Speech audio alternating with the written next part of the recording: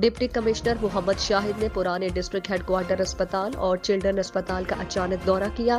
انہوں نے emergency ward, medicine store, stock register, dispensary, clinical laboratory, stabilisation centre, reception, nursery ward کا معائنہ کیا۔ چلڈرن اسپتال میں کلینکل لیبارٹری کے معائنے کے دوران انہوں نے زیادہ افراد کی موجودگی کا نوٹس لیتے ہوئے کلینکل لیبارٹری کی رپورٹس کو دوسری جگہ سے جاری کرنے کا حکم دیا۔ انہوں نے ناکارہ مشینری کو کسی دوسری جگہ پر شفٹ کرنے کی بھی ہدایت کی۔ ڈپٹی کمشنر نے وہ ان کے والدین سے بچوں کی خیریت، مفت ادویات اور طبی سہولیات کی فراہمی کے بارے میں بھی دریافت کیا اور مثبت جواب ملنے پر اطمینان کا اظہار کیا۔ ڈپٹی کمشنر نے اولڈ ڈسٹرکٹ ہیڈ کوارٹر اسپتال کے دورے کے دوران ایمرجنسی وارڈ کو رنگ و روغن کرنے، فرنیچر کو تبدیل کرنے اور اسپتال کی چادروں کو بھی تبدیل کرنے کی بھی ہدایت کی۔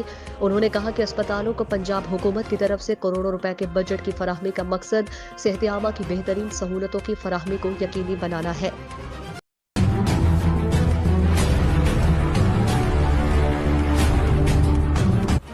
وزیر اعلیٰ پنجاب سردار عثمان بزدار سے صوبائی وزیر صحت ڈاکٹر یاسمین راشد کی ملاقات۔ کرونا کی 5ویں لہر سے عوام کو محفوظ بنانے کے لیے اقدامات پر تبادلہ خیال۔ نیا پاکستان قومی صحت کارڈ پروگرام میں ہونے والی پیش رفت پر بھی بات چیت۔ وزیر اعلیٰ عثمان بزدار کا کرونا مریضوں میں اضافے پر تشویش کا اظہار۔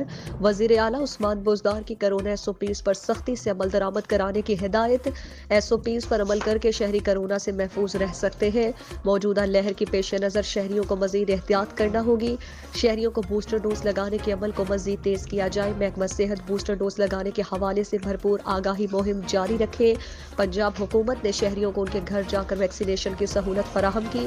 نیا پاکستان قومی صحت کارڈ پاکستان تحریک انصاف کی حکومت کا فلیگ شپ پروگرام ہے۔ کارڈ کے ذریعے ہر خاندان سالانہ 10 لاکھ روپے کا مفت علاج کرا سکے گا۔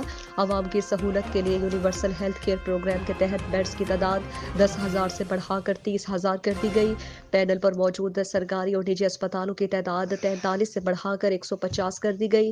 نیا پاکستان قومی صحت کارڈ کے ذریعے کینسر سمیت مہلک بیماریوں کا علاج ہو سکے گا۔